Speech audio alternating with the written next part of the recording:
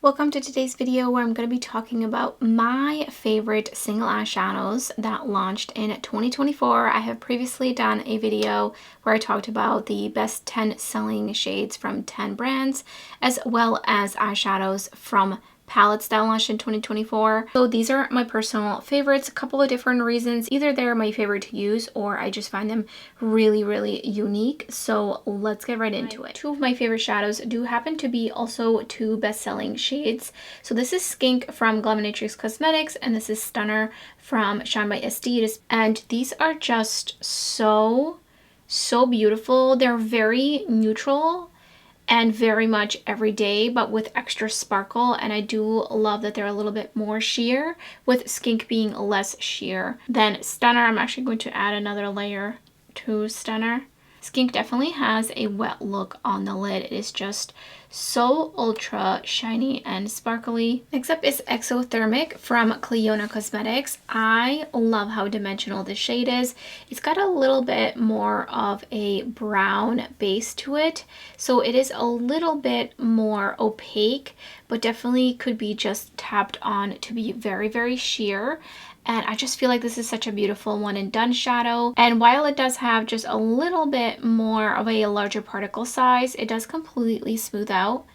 And here's a close-up so you can see all the different sparkles throughout it. I love it so much. Next up is Necromancy. This one's from Dieverune Cosmetics, and this one is just such an interesting shade. It does have a little bit of a base to it, as you can see, especially kind of on the angle.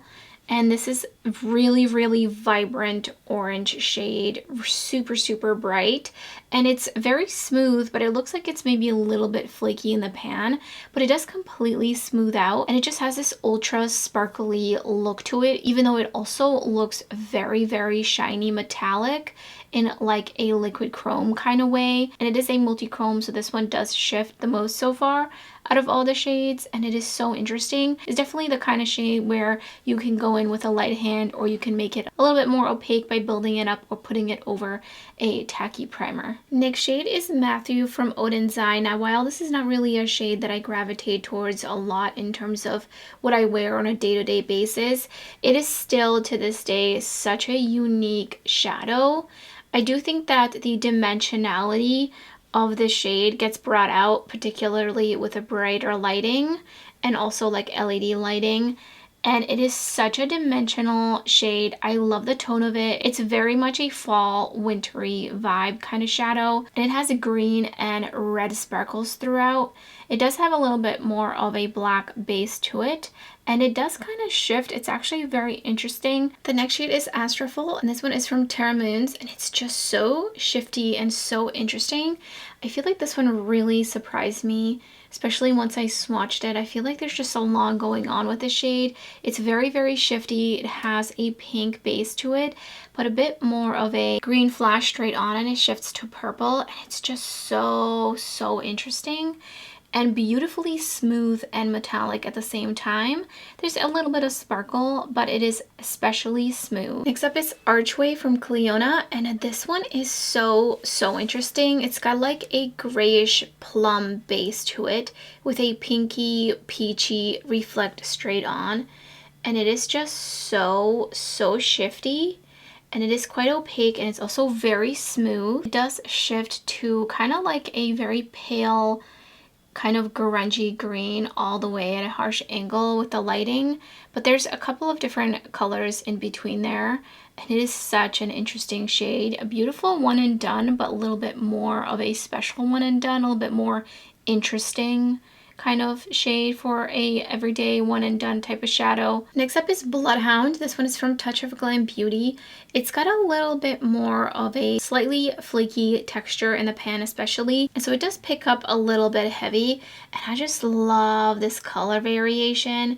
It's got like a reddish brown base with a really strong aqua reflex straight on, shifting to purple, like an ultraviolet purple. It is such an interesting shade. It's actually maybe a little bit more of a like blood orange base, so not necessarily red. It's got a little bit more orange to it. is very, very interesting. I think the contrast of all the different shades that you see in it is what makes it so unique. Ninth shade is Aquilla, and this is from Terra Moons, and I love how warm toned, almost pinky reddish brown the shade is, but it has blue sparkles throughout it, and it is a bit more opaque. It's very smooth and very shiny. And then it has a little bit of like a magenta shift. And here it is close up. I just love the blue sparkles throughout it. It's such a beautiful shade texturally, as well as the effect that it gives on the lid. This one could be a great one and done shadow. Also adding a warm tone brown in the crease or outer corner, and then having this all over the lid would be also very beautiful. And the last shade is Amalgam, and this is from Clionadh Cosmetics. And I love this shade. It is so, so beautiful. I clearly have a gravitation to shades that shift like green or blue straight on with a little bit of a base to them. I think this one could be a little bit sheared out. I think you can especially see it down here, but you can also make it a little bit more opaque. This is such a stunning shade. It's like blue, green, brown, but like 2024 version. And I think this is a really great everyday type of shade. Definitely a beautiful one for one and done. It does have a slightly larger particle size in the pan, but as you can see, it completely smooths out. It has a sparkle, it has the shine. It is such a stunner. So these are my top 10 single lash shadows of 2024. Let me know in the comments below which single shadows you loved this year, whether because you wanted to wear them all the time or because they're very unique in your collection. I would love to hear your thoughts. And if you enjoyed this video, you might also enjoy the other two videos I did prior to this. I will put them up on the screen so you can keep watching. And if not, I hope to see you next time.